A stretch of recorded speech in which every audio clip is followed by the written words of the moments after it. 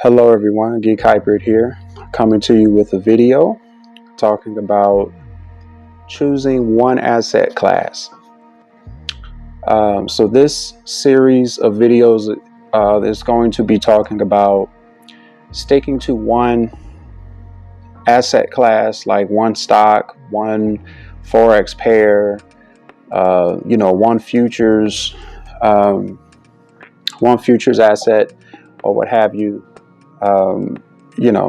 There's a lot of debate going around about this sort of subject of whether or not you should stick to one asset class. But there are benefits to having multiple assets, and there are benefits to only sticking to one. So all of it deals with context, and all of it deals with what your strategy is, what your intentions are, what style of trader you are, things of that nature. So, for example, choosing one asset class may be suitable for you if you're a scalper. Like if you are trading on a lower time frame, if you're trading on the 5-minute chart and under, 15-minute chart and under. If you're trading anything below 15 minutes,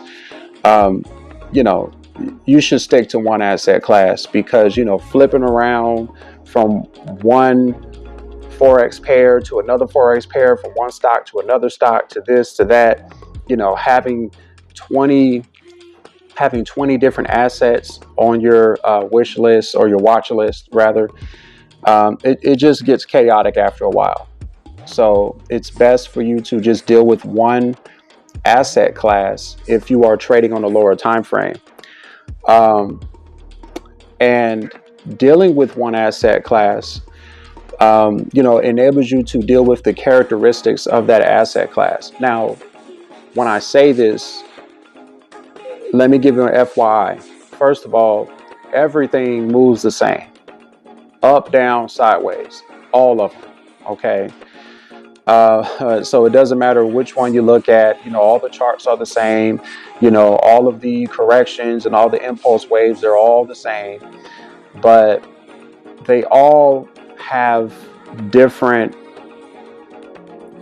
characteristic results in different times of the day, right? So, for example, a lot of the futures, like the indices and, commodities and stuff like that, they generally, I'm just generally speaking, they tend to go a little while during the U.S. session. So when the U.S. Open happens, not the tennis thing, but, when the Open, the actual, open of the markets, when the U.S. opens,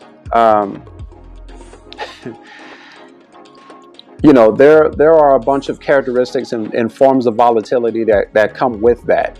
So you are more inclined to see quite a few impulse waves, quite a few extended waves and things of that nature during the sessions, because they tend to be volatile at various parts of the morning.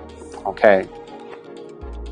If you were to look at this same asset class, the futures, at night, you're going to get a lot of correction movement. You're going to get a lot of stale movement, a lot of quiet movement, things of that nature. It doesn't happen all the time. There are times where it goes crazy overnight, where you have, sort of overnight orders backed up, stuff like that.